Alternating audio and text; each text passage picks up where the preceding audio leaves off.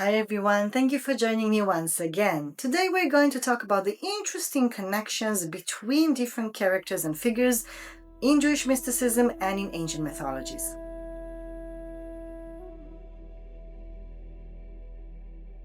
In Jewish mysticism, we come across two interesting angels. One is called Zahariel, and it says that during the night he takes the soul and brings it up to the heavens where the soul is actually bathing in divine light.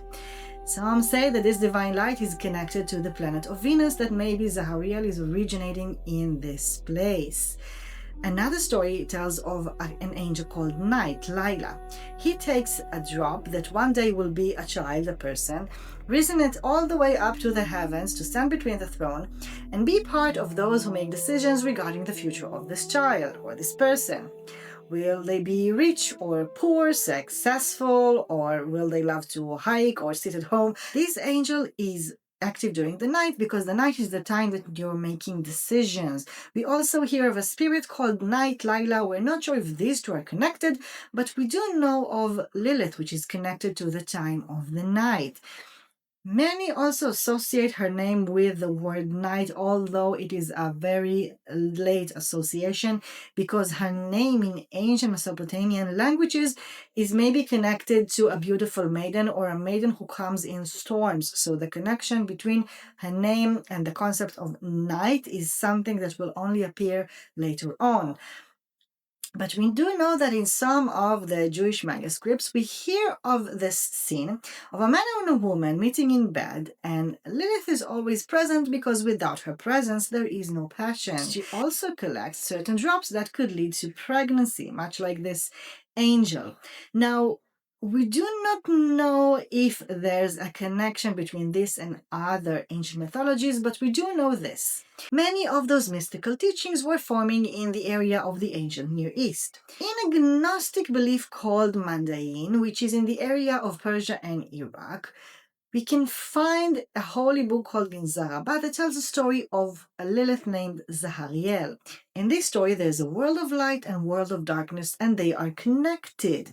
And in the story, this prince from the world of light is descending into the world of darkness, where you have many Liliths, some are good and some are bad. He marries the daughter of the king and queen of this world of darkness, which is a Lilith named Zahariel.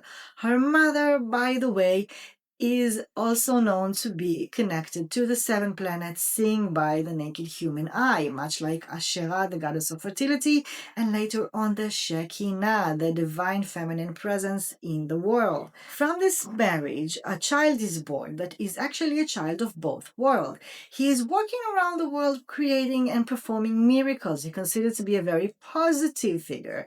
And when he arrives to some villages that wish to banish Zahariel, he tells them that they misunderstood the role of his mother, and she is actually dwelling in the bed of pregnant women in order to help them and assist them in this time of labor and bring comfort.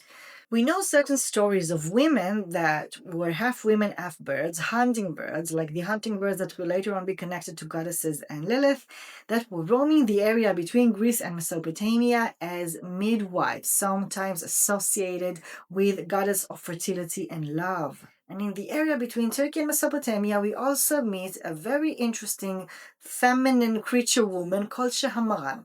Shahamaran is a woman which is half serpent and half woman, and she lives in this underground heaven, underground paradise. She lives there as a gatekeeper of this paradise with other creatures that are half serpents and half human like her, called Ma, and other serpents. And in the story, a human is wandering into her tunnels and arriving in this paradise, and he falls in love with her and she falls in love with him. But the human, still being greedy and thinking only of himself, sometimes being very selfish, learns that a sultan up there in the world above the tunnels is sick, and he knows that the medication for his illness can be produced from the tail of Shahamaran. She lets him go, although she knows what he's going to do, and he's coming back with the human soldiers that are capturing Shahamaran. And she tells him many things, like, for example, the medication is in my tail, but my wisdom is in my head. So whatever it is that you produce into a medicine will give you different qualities. Some say that she also tells him that if you drink the first sip of the soup they're going to make, it will be poisonous. Only the second one will be healing. This whole concept of women and characters that are migrating through the mythologies, the folklore, and the mystical teachings is very interesting. And although many of them are not fully explained, we can maybe assume that there was some kind of cross-cultural influence between those stories. If you know any other folkloristic stories that are interesting and connected to this area, do share them with us. Thank you so much for joining me, and I will see you next time.